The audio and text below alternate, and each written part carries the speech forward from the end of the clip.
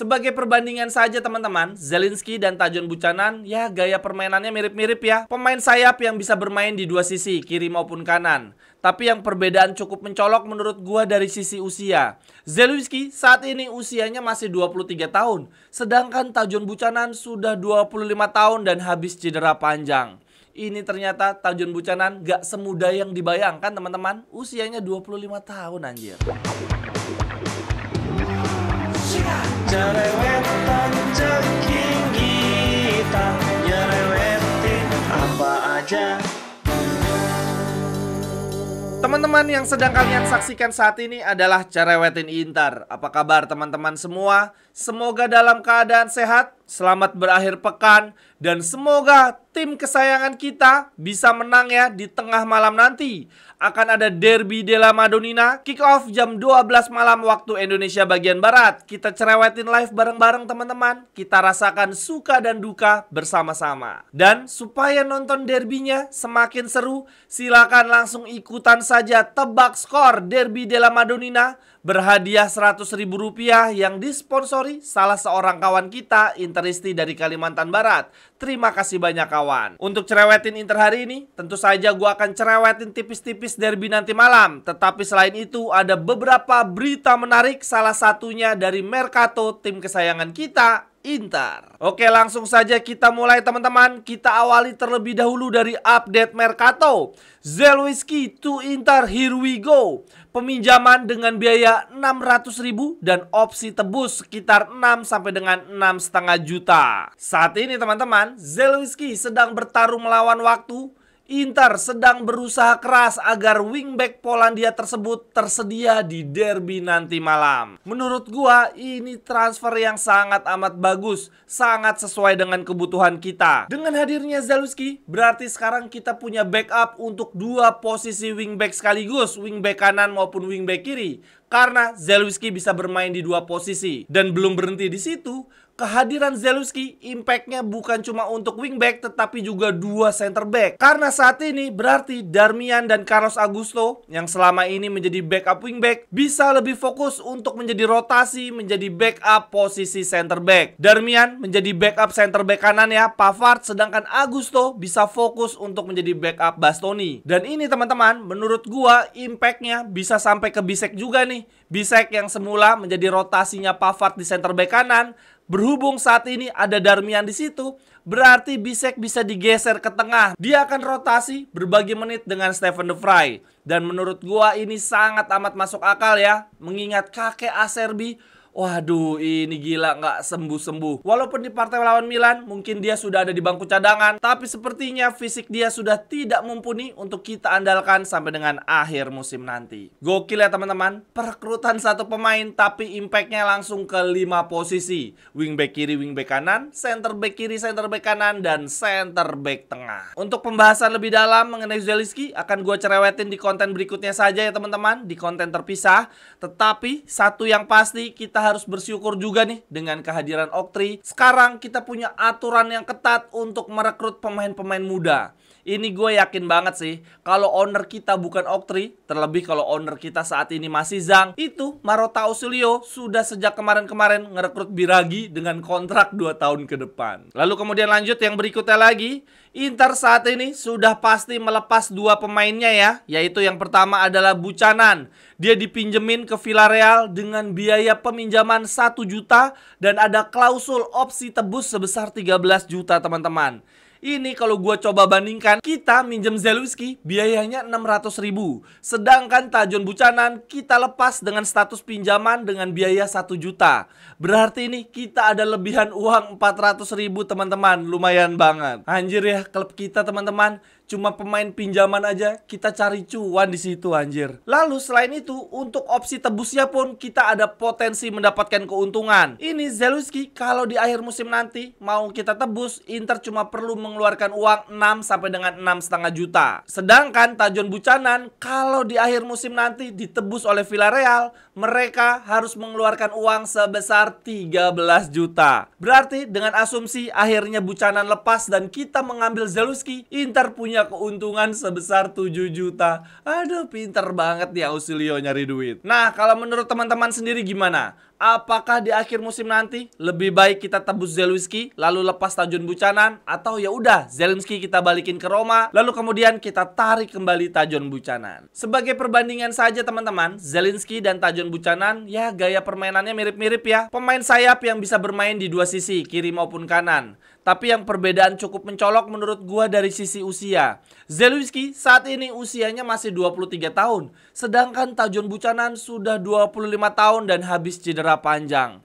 Ini ternyata Tajun Buchanan gak semudah yang dibayangkan teman-teman. Usianya 25 tahun anjir. Lalu kemudian lanjut pemain kita lainnya yang baru saja dilepas dengan status pinjaman di bulan Januari ini, yaitu Thomas Palacios. Ini sepertinya kontraknya ya, deal-dealnya dengan menggunakan kekuatan persahabatan antara Galliani dan Ausilio. Tidak ada biaya peminjaman sama sekali dan tidak ada klausul penebusan sama sekali.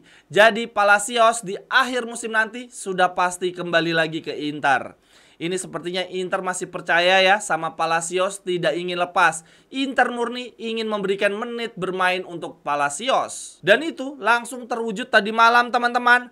Palacios menjalani debutnya bersama Monza di partai melawan Verona, yang mana di pertandingan ini Monza kalah 0-1. Itu gol sematawayang Verona memang lahir dari gol bunuh diri pemain Monza bernama Lekovic.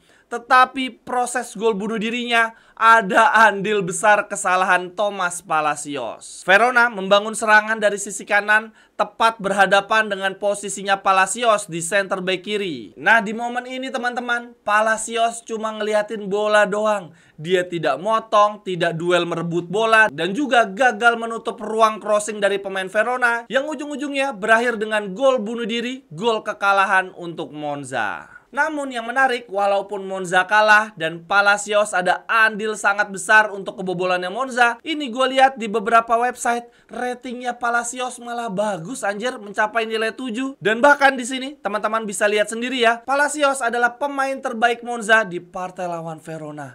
Anjir, bisa gitu teman-teman. Ya, semoga Palacios memanfaatkan waktu peminjaman ini dengan sebaik-baiknya ya. Dia bisa berkembang dan kembali memperkuat Inter. Lalu kemudian yang berikutnya kita cerewetin derby nanti malam. Tetapi sebelumnya, gue ingin berterima kasih ke Interisti 20 yang sudah nyawer sebesar Rp20.000 melalui fitur YouTube. Ini Interisti 20 sering banget nih nyawer lewat fitur YouTube anjir. Gue bahkan gak tahu gimana caranya. Nah dia juga sekaligus komen, dia bilang begini, kok aneh ya striker cadangan dilepas semua, terus striker cadangan Inter siapa? Apa Inzaghi aja yang disuruh main kalau perlu? Korea sayang sih kemarin sempat gacor dan lumayan, sekarang cedera lagi. Iya tuh emang kebiasaannya Korea begitu, main bagus 1-2 pertandingan, lalu kemudian hilang seketika di 4 bulan ke depan.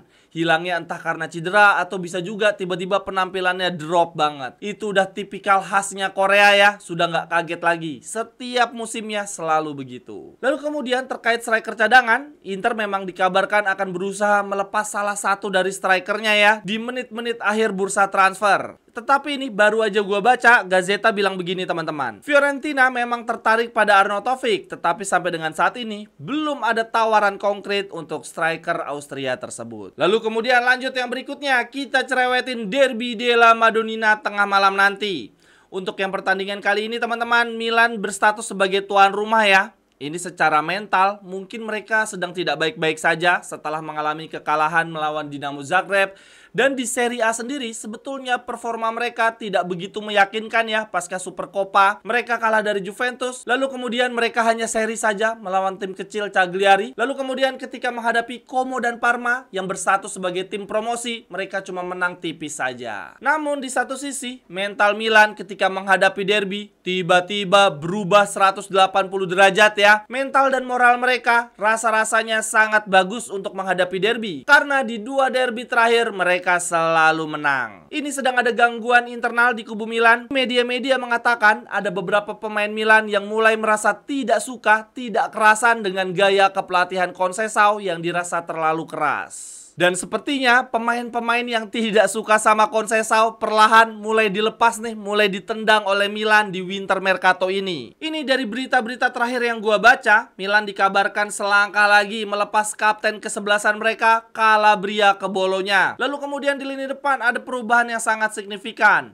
Morata, penyerang tengah mereka, sang juara Euro, dilepas ke Galatasaray. Lalu sebagai gantinya, Milan merekrut penyerang muda Feyenoord asal Meksiko, Gimenez. Berikut ini adalah prediksi line up Milan versi Gazeta teman-teman. Kiper tentu saja Maignan. Lalu kemudian untuk wingback akan ada Walker dan Theo Hernandez, mungkin akan bermain 90 menit. Lalu kemudian untuk center back ini Conceição ada kebimbangan. Satu tempat sudah pasti diisi oleh Tomori. Lalu kemudian untuk partnernya di partai terakhir lawan Dinamo Zagreb, Gabia mengalami cedera ya di pertandingan, sehingga dia diragukan akan tampil sejak menit awal di derby nanti. Lalu kemudian ada Thiaw yang baru saja sembuh dari cedera. Akan tetapi ini gua baca Thiaw cuma menjalani satu sesi latihan menjelang derby, jadi dia juga diragukan bisa tampil sejak menit pertama. Ini berarti satu-satunya center back Milan yang secara kebugaran siap tampil di derby sejak menit pertama adalah si Tower Pavlovic. Lalu kemudian di lini tengah akan ada Musa dan Reinders yang selama ini selalu tampil sejak menit pertama, tetapi sayangnya ada satu pemain di lini tengah yang harus absen, yaitu Fufu Fafa. Tempat dia kemungkinan besar akan diisi oleh Benacer. Lalu kemudian untuk lini depan, berhubung Morata sedang proses kepindahan ke Galatasaray, rasanya Morata tidak akan main.